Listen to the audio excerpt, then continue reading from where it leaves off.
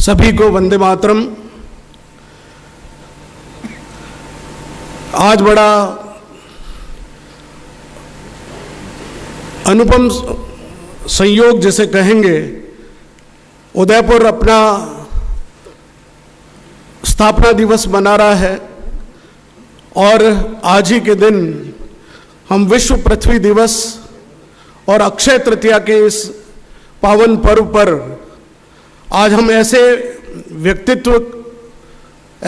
व्यक्ति के उद्बोधन को सुनने जा रहे हैं जिनका नाम ही अपने आप में परिपूर्ण है। पिताश्री श्री शंकर जी जैन, जिन्होंने अयोध्या प्रकरण में हिंदू महासभा के अधिवक्ता के रूप में अपनी महत्वपूर्ण भूमिका निभाई, उन्हीं के सुपुत्र अपने नाम के आगे विष्णु और लग गया।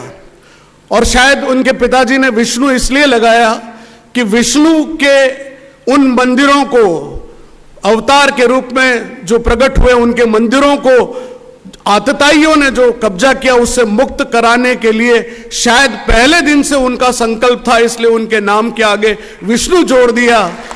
और आज मैं उनके नाम के आगे एक और शब्द जोड़ रहा हूं। आपके आगे श्री तो जुड़ता है, मैं आपके नाम के आगे श्रीम और जोड़ रहा हूं। श्रीम यानी लक्ष्मी का जो स्वरूप है, तो लक्ष्मी भी आपके साथ चले तो आप प्रबल ढंग से पैरवी कर सके और हमारी मथुरा और काशी के जो विवाद आपके पास है उनमें विजयी बनकर इस भारतवर्ष में अपना परचम, अपनी ध्वजा फहराएं। आप इलाहाबाद उच्च न्यायालय की लखनऊ खंडपीठ में अयोध्या मामले में अपने पिताजी के साथ आपने एक बहुत महत्वपूर्ण भूमिका निभाई। मुसलमानों को 1/3 की अनुमति देने वाले फैसले के खिलाफ आपने सुप्रीम कोर्ट में अपील की और वो एक्सेप्ट हुई। आपने सुप्रीम कोर्ट के समक्ष लंबित अपील में अयोध्या मामले में एडवोकेट ऑन रिकॉर्ड बनने के बाद पहला वकालतनामा दायर किया और अंतिम तर्क में अपने पिताजी के साथ बहुत बड़ी मदद की।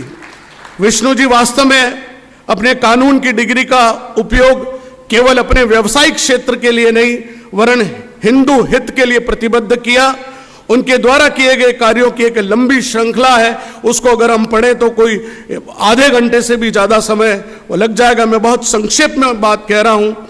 आपने यूपी में अखिलेश सरकार द्वारा पारित ऐसे उलूल जुलूल आदेश, उनके खिलाफ आपने न सिर्फ याचिका दायर की वरन उसके सूत्रधार बनकर उनको रोल बैक करने में सरकार को बाध्य किया। यह भी आपकी एक बहुत अलग पहचान है।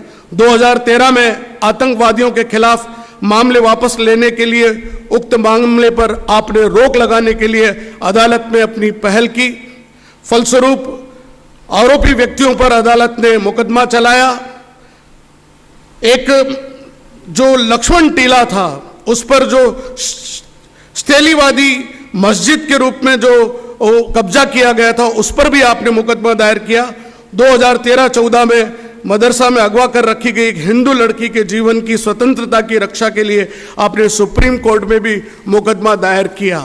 व्यक्ति अपने व्यवसाय के साथ, यदि आप सोच सकते हैं कि सुप्रीम कोर्ट के वकील की फीस कितनी होती है, उनके समय की कीमत क्या होती है, लेकिन आपने हमेशा जनहित में बिना किसी फीस के इस तरह के कार्य किए। निश्चित रूप से हम मेवाड़ की इस धरा पर आपका हार्दिक स्वागत और अभिनंदन करते हैं। आपने 2015 में सिविल जज आगरा की अदालत में घोषणा करने के लिए मुकदमा दायर किया कि ताजमहल वास्तव में तेजो महल है। ये बिल्कुल सत्य बात है। इस पुस्तक को मैंने पढ़ा है। हिंदुओं को वहां मौजूद शिवलिंग की पूजा करने का अधिकार मिलना चाहिए और यह मामला भारत सरकार द्वारा लड़ा जा रहा है। मामला लंबित है लेकिन उसकी पैरवी करने वाले काम भी विष्णु शंकर जी कर रहे हैं। इसके लिए इनको, इस बात के लिए भी हम बधाई देना चाहते हैं। 2018 में जम्मू कश्मीर में 1957 के संविधान की संवैधानिक वैधता के इस आधार पर चुनौती देते हुए रिट याचिका दायर की कि भारतीय संविधान के विपरीत कोई कानून किसी राज्य का संविधान नहीं हो सकता और इसके बारे में उस बात को स्वीकार कर कोर्ट ने आदेश जारी जारी किया, यह भी इनकी सफलता की बात है। ऐसे अनेक काम किए। कृष्ण जन्मभूमि के जीर्णोद्धार और कथित मस्जिद को हटाने के लिए वर्ष 2020 में मथुरा के सिविल कोर्ट में भी आपने मुकदमा दायर किया हुआ है और उसकी पैरवी अभी तक जारी है। जो मथुरा काशी बाकी जो हम बार बार नारा लगाते हैं, उसके सूत्रधार यदि कोई बैठे तो आज यहाँ है।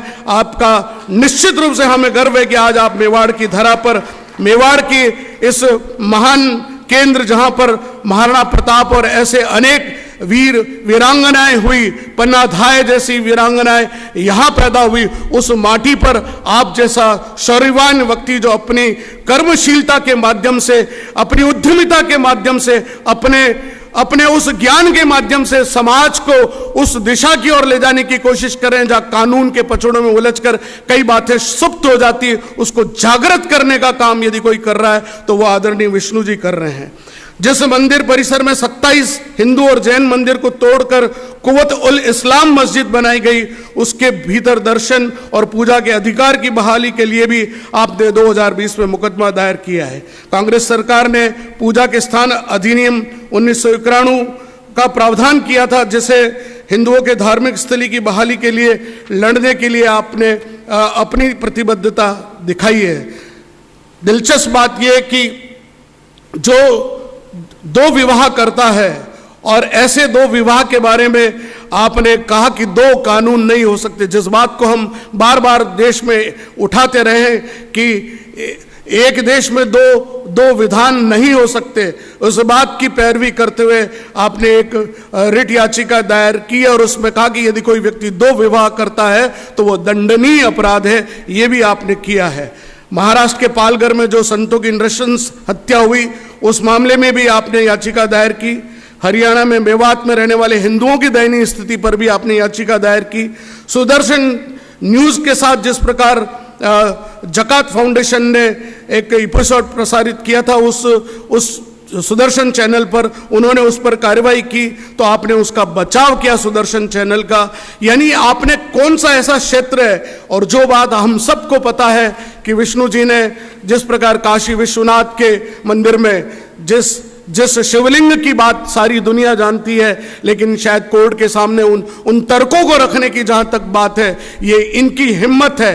क्योंकि कई बार सामाजिक दृष्टि से ऐसे व्यक्ति की सुरक्षा पर एक बहुत बड़ा प्रश्न चिन्ह आता है, कई बार रातों की नींद उड़ जाती है, लेकिन जब प्रबल हिंदू समाज का समर्थन आपके साथ है, हम मेवाड़ की धरा से आपको ये कहते हैं कि आप आगे बढ़िए, आपका कोई भी बाल बांका नहीं कर सकता, ये हम आपको विश्वास दिलाते हैं। हमारे आज के कार्यक्रम के मुख्य अतिथि के रूप में, जिनके कोई परिचय की आवश्यकता इसलिए नहीं है कि हम सबके चाहते हैं, कोविड में जिस व्यक्ति ने अपने व्यक्तित्व के माध्यम से, अपने कर्मशीलता के माध्यम से इस उदयपुर नगर में अनेक लोगों की जान बचाई, और जिसने भी फोन किया होगा कि डॉक्टर लाखन पोसवाल साहब मुझे एक बेड की व्यवस्था करनी है, तो उन्होंने ये नहीं कहा होगा कि मेरे पास कोई व्यवस्था नहीं। उनका मैं कोशिश करता हूं, मैं प्रयास करता हूं। ऐसे आज हमारे जो अब रिटायर्ड हो गए हैं, ऐसे मंचों पर स्वाभाविक रूप से आप आने के लिए आपने आज ड्रेस भी डॉक्टर की नहीं पहनी है, आज उसी अनुरूप आए हैं, क्योंकि अब रिटायर्ड हुए नहीं है, रिटायर्ड शब्द ही गलत है, अभी एक दूसरी पारी की ओर बढ़ रहे हैं। ये बाल रोग विशेषज्ञ हैं। आरएनटी में आपने कोविड के दौरान जिस प्रकार से प्रयास किए, निश्चित रूप से मेवाड़ आपका सदैव ऋणी रहेगा।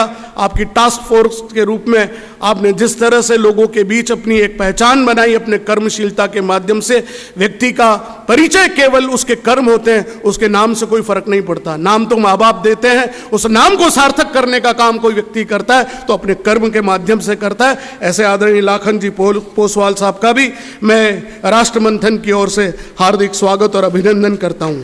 हमारे ही राष्ट्रमंथन के इस सदस्य के रूप में जो जिनकी अपनी सेवाएं हम देख रहे हैं, उनके परिचय को मैं पढ़ूं तो बहुत लंबा समय निकलेगा। आज हम विष्णु जी को सुनना चाहते हैं, लेकिन लेफ्टिनेंट जनरल NK सिंह साहब किसी परिचय के मोहताज नहीं। हम एक बार जोरदार उनकी तालियों स्वागत करें। आप नागौर में आप पैदा हुए, 1972 में आप द्वितीय लेफ्टिनेंट के रूप में भारतीय सेना में सम्मिलित हुए और 40 साल बाद 2012 में रिटायर्ड होकर आपको उदयपुर और मेवाड़, शायद मेवाड़ की माटी में वो तासीर है कि जो यहाँ आता है वो खींचकर यहीं पर स्थायी रूप से जम जाता है, क्योंकि इस माटी में वो दम है। तो आप भी उदयपुर में बस गए और यहीं के होकर रह गए। इन्होंने भारत और विदेश में कई हिस्सों में देश की सेवा की। कश्मीर में 7 साल, उत्तर पूर्व 8 साल और संयुक्त राष्ट्र के तहत अफ्रीका के विभिन्न हिस्सों में कार्यकाल शामिल है। कश्मीर और नॉर्थ ईस्ट मसलों में आप जाने माने एक्सपर्ट हैं। कर्नल रैंक में यूएन में होते हुए अफ्रीका, रवांडा में 1994-95 में मुश्किल स्थितियों में अच्छा काम आपने किया। आपको विशिष्ट सेवा पदक प्रदान किया गया। आतंकवाद के खिलाफ आपकी उपलब्धियां 2007 में इतनी रही कि आपको अति विशिष्ट सेवा पदक प्रदान किया गया। 2012 में रक्षा मंत्रालय में दिल्ली में होते हुए अखिल भारतीय स्तर पर कार्यों में राष्ट्रपति जी ने आपको परम विशिष्ट सेवा पदक प्रदान किया है। आदरणीय एन.के. सिंह साहब का ये परिचय तो ठीक है, लेकिन जो बड़ा परिचय ये कि आप बहुत सहज हैं, सरल हैं और जिस विषय को लेकर ये राष्ट्र मंथन का गठन किया गया है, एक वैचारिक आंदोलन के रूप में, जब समस्याएं इर्द गिर्द जो हमारे तैरती रहती हैं और अलग अलग नैरेटिव के बीच में हम उन बातों को आत्मसात करके चुप हो जाते हैं, अब उसमें से एक मुखर होने की जो आवश्यकता है वो राष्ट्र मंथन के रूप में ऐसे वैचारिक क्रांतिकारी लोगों का एक ऐसा मंच तैयार किया गया है, जहां आज शुरुआत मात्र है। आने वाले समय में ऐसे अनेक प्रवक्ता यहां आएंगे और राष्ट्र मंथन के माध्यम से हम उन सभी विचारों का मंथन करेंगे जिसमें से कुछ न कुछ नवनीत हम निकाल सके और राष्ट्र के विकास में हम छोटा सा योगदान इस माध्यम से दे सके। मैं यहां पर पधारे हुए समस्त मंचासीन अतिथियों के साथ आप सभी इतनी संख्या में पधारे। आज थोड़ी अक्षय तृतीया और दूसरे अन्य कार्यक्रम में भले ही थोड़ी सी संख्या कम दिख रही है, लेकिन जो गंभीर विषय होते हैं उनमें संख्या की बात महत्वपूर्ण नहीं होती, लोगों की क्वालिटी जो है वो इंपॉर्टेंट होती है। और आप सभी अपने आप में एक संगठन के रूप में यहाँ पधारे हैं। मैं मीडिया, इलेक्ट्रॉनिक मीडिया और प्रिंट मीडिया से पधारे हुए लोगों का भी हार्दिक स्वागत करता हूं। मैं साथ ही हमारे इस कार्यक्रम में हमारे जो डिस्ट्रिक्ट जज हैं आदरणीय नागौरी साहब का भी मैं परिचय कराऊं कि ये भी विभिन्न संगठनों में रहकर हमारे साथ जिस प्रकार से भूमिका निभा रहे हैं, और ये इन्हीं की पहल थी कि लोगों को एक नया आयाम। मैं आदरणीय नागौरी साहब के लिए भी चाहूँगा कि जोरदार आप सभी ताली बजाकर उनका स्वागत और अभिनंदन करें कि आपने एक विषय को पकड़ा कि किस प्रकार जब हम मंथन कर रहे हैं तो लोगों तक नई चीज पहुंचनी चाहिए, लोगों तक सही बात पहुंचनी चाहिए। और उसी क्रम में आदरणीय विष्णु जी हमारे बीच हैं। मैं ज़्यादा आपके बीच समय न लेते हुए आप सभी महानुभावों का आज यहाँ पर हार्दिक स्वागत और अभिनंदन करता हूँ। बहुत बहुत धन्यवाद।